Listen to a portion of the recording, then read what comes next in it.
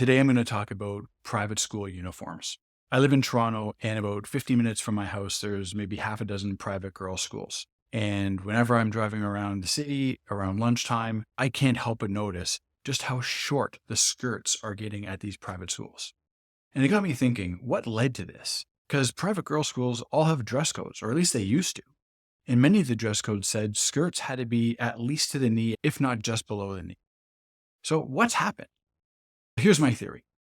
One day, a girl came into school and her skirt was an inch above the knee.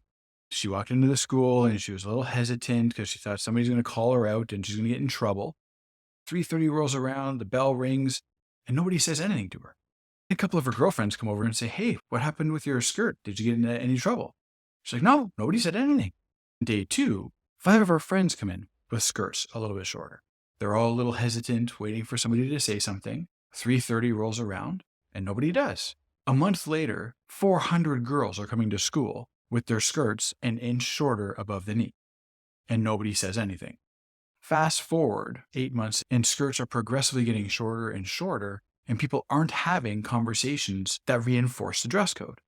I'm not here to debate what length a girl's skirt should be for a private girls' school. That's for them to manage. But what I do find fascinating is the avoidance of that first conversation.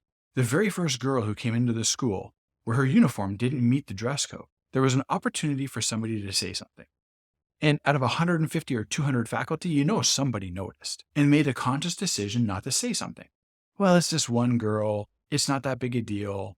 When it becomes 20 girls, 50 girls, all of the girls, and when you've tolerated it for so long, now it becomes really difficult, if not impossible, to have this conversation because what you tolerate, you actually endorse. Now, what does this have to do with leadership from a business perspective? The truth is, whatever we tolerate as business leaders, we are endorsing. We are encouraging more of it to happen. So when somebody comes in late and we don't say anything, we're encouraging that person and everybody else around them to come in late.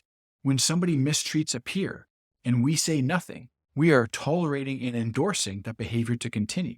So it's really important that as leaders, we understand that what we tolerate becomes the new normal. That's why today in the city of Toronto, at virtually every private girls' school, skirts are getting shorter and shorter. So what are the things going on in your business that you've tolerated for a period of time? If you could go back and say something the first time you saw it, you would. Pick one thing. The challenge is to go and have those corrective conversations. Go and reset expectations. Go and hold people accountable and see what happens with the performance of your team.